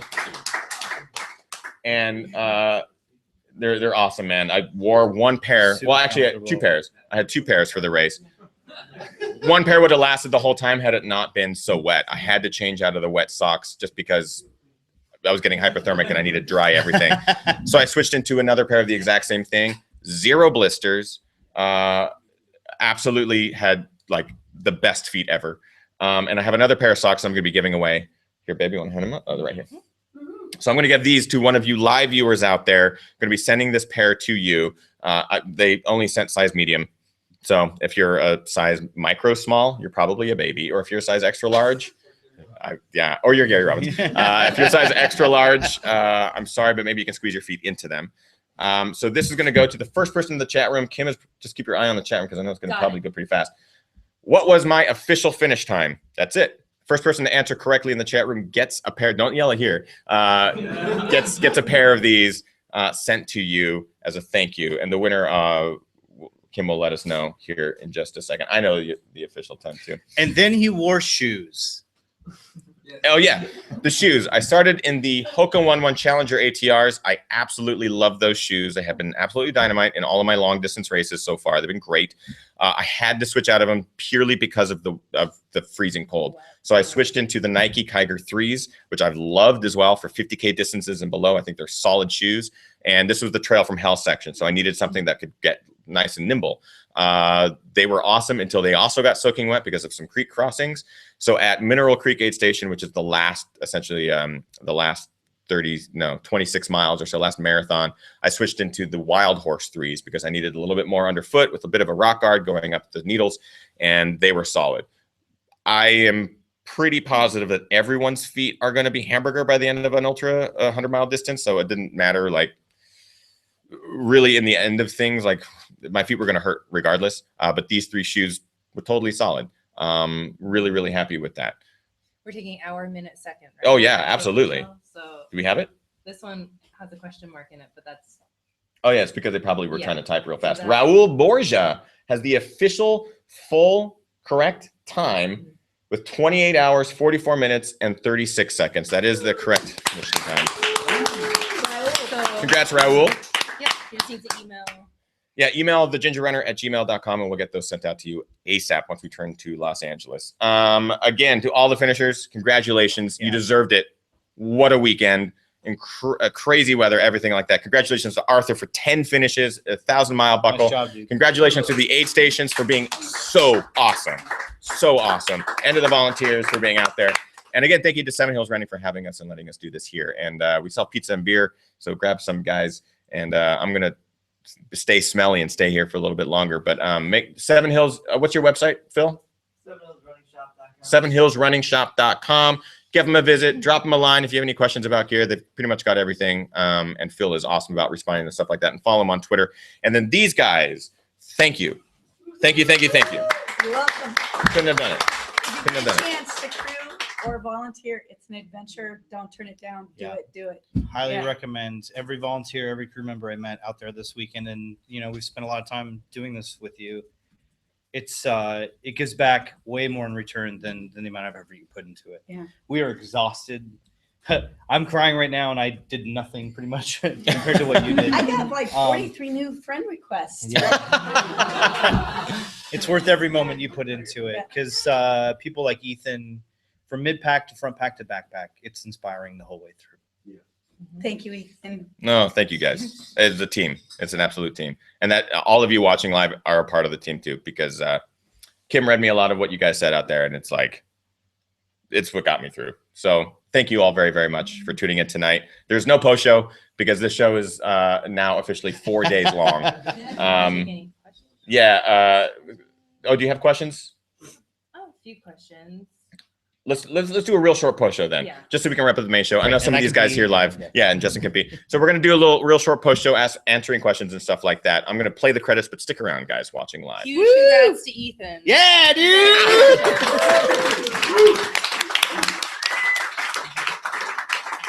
I still can't move my left leg. All right, we'll see you guys in the post show. But seriously, I have to pee really. And seriously, I smell terrible. Yeah, you know, you smell awful. You smell awful. It's because I didn't put deodorant on. You're married You put to deodorant it. on one arm? Probably this arm has If it. you're married to it, you can't smell it. That's Okay. the way it works. Okay. Not yet. Not yet. No, there's only like 10 of those in existence. Soon. Yeah. All right, guys. So we're back live. The live audience here is getting pizza and taking care of their bathroom breaks and stuff like that. We do have questions, so it's back there. Yeah, we'll just whip through it real quickly.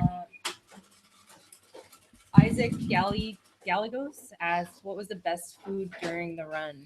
The best food during the run. Great question. All the aid stations had something kind of unique to their own aid station. There were pierogies. There was amazing soup. Almost every aid station had some of the most amazing soup. There was a butternut squash soup at Hayek that just nailed it. That for some reason for me was like I just drank 3 cups of it. It was so You've good. talked about that soup a lot. It Yeah. must have been really good. It was really good butternut squash soup. CTAM 79. Ethan, what was your post-race recovery strategy? Still figuring it I'm still trying to figure out. Yeah, beer. Post-race recovery strategy. I didn't know how I would feel after the race, if I would just be totally wrecked or if I, needed more sleep. I've also been told when you have so much Coke and goos with caffeine, you won't be able to sleep for a while.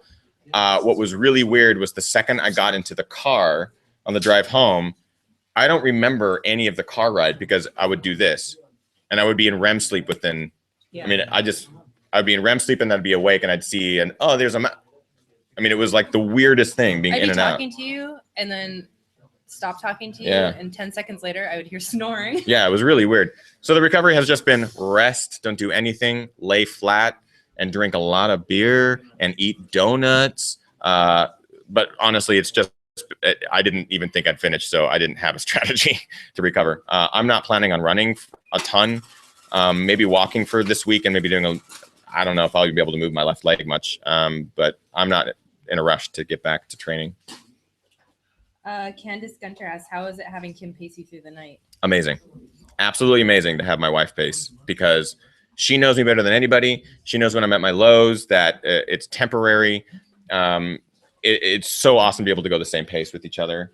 I want to talk. We were going to talk with you too. I want to make sure that we get you up here.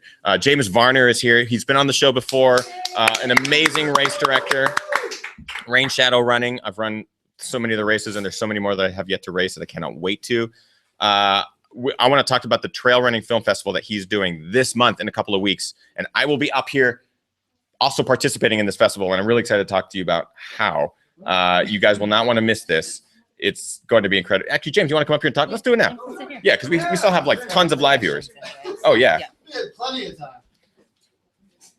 time. Ladies and gentlemen, James Varner. I'm sorry. I smell. James is now on my smelly I side. didn't even run 100 miles. So tell us a little bit about what's happening this month. We have 15 or maybe more hours of trail running movies. So awesome. 3 days, 7 different screenings.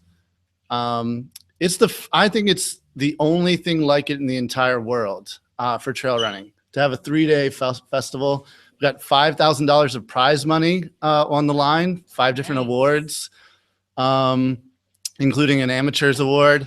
It's too late to submit now, but next year we're going to do this again. This will be an annual event. It's taking place here in Seattle at a really nice theater downtown Seattle. September 11th. September 11th, 12th, and 13th.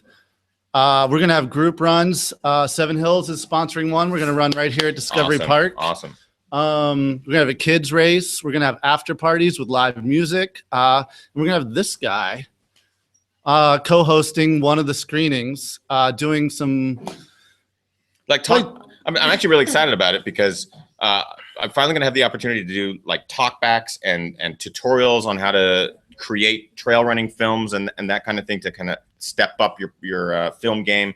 So it's kind of what I've been really looking forward to doing. Is not just, hey, look, here's something I made running a certain trail, or go watch this video, but like, how can I help teach people how to do some of this stuff really cool? So I think it's gonna be a pretty awesome segment during the Trail Running Film Fest. Yeah, I mean, if you're an aspiring trail running filmmaker, that would be a great segment to come to, a screening to come to. It'll be Saturday, and it would be great if you're hoping to enter into the amateur contest next year. This would be a great way to get a head start, learn from a pro like Ethan. We'll have a variety of films, and Ethan will kind of go through each one and tell you what was great, what was not so great, maybe, but they'll all be great because it's on screen. The films that we're going to be showing, the main features, each of the 7 screenings is going to have a blockbuster film. Cool.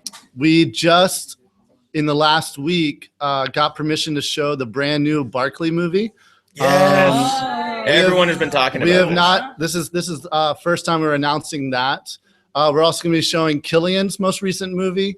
We're going to be showing the brand new Mount Marathon movie, which has not been shown in the lower 48 yet. 3022, Max Romy's film, which is amazing. So the best films in the last 3 years, trail running films, are going to be shown. A bunch of shorts as well as full-length films. I'm really blown away by the lineup of films that we pulled together for this. It's a really exciting time, I think, to be a trail runner. I'm going to be posting a ton of social announcements about this and stuff on Facebook and Twitter, just because the last few weeks have been a little busy doing, preparation for running 100 miles. So now I'm going to be here for this. It's in Seattle. If you guys are from out of town, book some plane tickets because I'm super excited to play a part in this whole thing. Like, even to be there is an honor. Like a really fun it's gonna be weekend. such a cool weekend. It's definitely something worthwhile to travel to. Yeah. Flying here to Seattle for the weekend would be great. We're going to do some trail runs. It won't just all be sitting in a movie theater.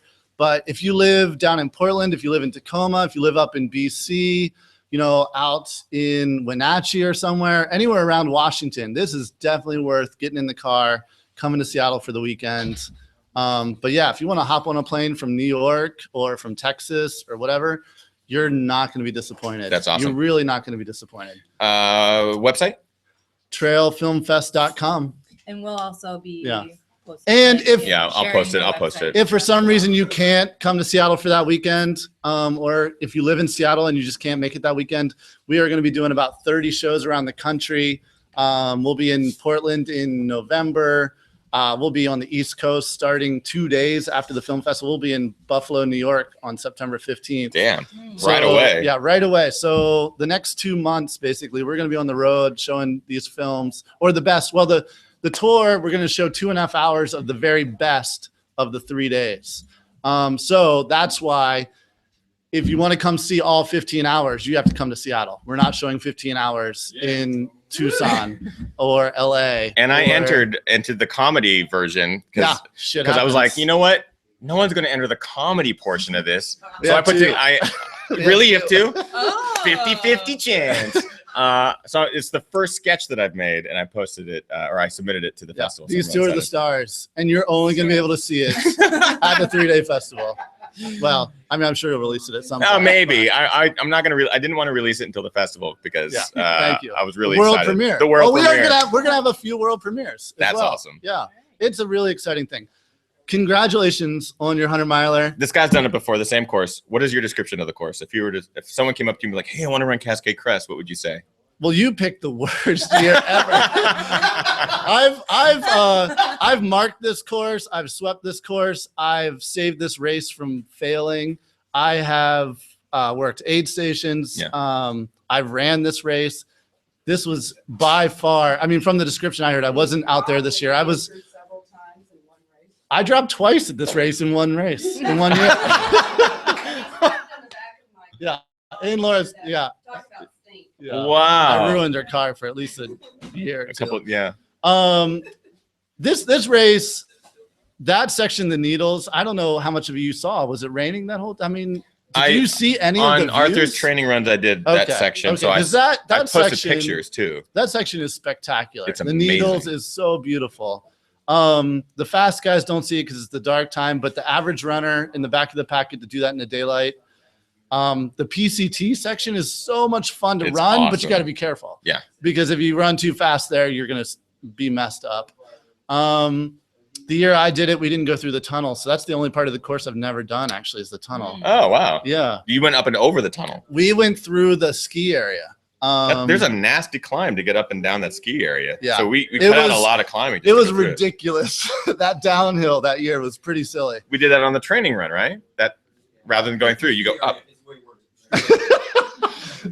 That's nasty. All right, I'm gonna get out of here. Dude, You it's continue this. awesome to have you here. I appreciate it, Great James. job. So again, I'll be posting more information about the Trail Running Film Fest that's coming up this month in just a couple of weeks here in Seattle. I just haven't tweeted about it in the last couple of weeks because of the race. But I put the link to the website in the description of this video. And that actually that reminded me as well that the Ginger Runner YouTube channel was nominated for a Streamy this year. And for those of you who don't know what the Streamies are, it's essentially it's the Academy Awards of online content. And I was nominated in the sports category, which is crazy because the competition in this category, the other nominees include Dude Perfect, who's an incredible YouTube channel that does a lot of like basketball and all sorts of trick shots and stuff like that with like 4 or 5 million subscribers. What's his name? Oh my God. Justin Supertramp. Yeah, Devin Supertramp, Supertramp. who's this incredible filmmaker who does he's amazing sports videography, films, really wide angle stuff, really, really cool. Again, like 6 to 8 million subscribers or something like that. An incredible ultimate frisbee guy who has a couple million subscribers, and then Red Bull. So Red Bull was also nominated, the brand. And then Ginger Runner with 40,000 subscribers got nominated. And I can tell you this, there is no other nominee that has run 100 miles. There just isn't. So I think it'd be really cool to win a Streamy, and being one of the only ones at that award ceremony that has run 100 miles. I'll be wearing this belt buckle on stage. That is if Red Bull doesn't win. So that's pretty cool. Let's get back to questions. Were there more, or was that it? That's pretty much it. But I did want to show off my official Oh Crew yes, Chief book. the Crew Chief book. Oh my God. Nice. What is this? I forget what it says. I heart meow stash, and it's a cat with a mustache. See, so I am like a real. It's a real book. It's a real Crew Chief book. She is a ball breaker. Yeah. I just have to say, you claim you're never going to run another 100. We know you're going to be on the sign up tomorrow. I know. Maybe the next day. It's the worst. But it's going to happen. Here's the thing. Someone pointed this out, and I didn't realize it. I ran both a Western States qualifier and a Hard Rock qualifier this year, as well as how many points for UTMB? Was 4 points? I did a 3-point UTMB, and then I guess this would be a 4-point UTMB qualifier. I have a lot of options for next year, except I won't get into any of them because it's all lottery based. So it's my 10-year plan. What is this? I need leather. So I am tough is in 3 weeks. Oh my God, does that come from the I Am Tough? Instead of a buckle, they give a belt. An actual belt? Yeah, that's it. I will ask for recommendations from people from watching the live show or even the archive version. Where can I get my leather? I need to find a good quality leather maker. I'd like it to be a handmade By belt. Cali. BYKALI. Okay. An actual craftsman? I want to give money to Yes. someone who is like an artisan. She makes Good. buckles for various races. Oh, really? too. Yeah. Okay. Yeah. I'll get the contact info. I already got it. Oh, you did? Great. We got it pulled up. We got it. Etsy, And it's on Etsy. Great. The two people we've worked with on Etsy before, left us was in a lurches. buckle hit in my That was a crown. bug. Oh no. So that is it for the live show, guys. This has been the post show. I really would just like to have another slice of pizza now that everything's kind of settling down inside me.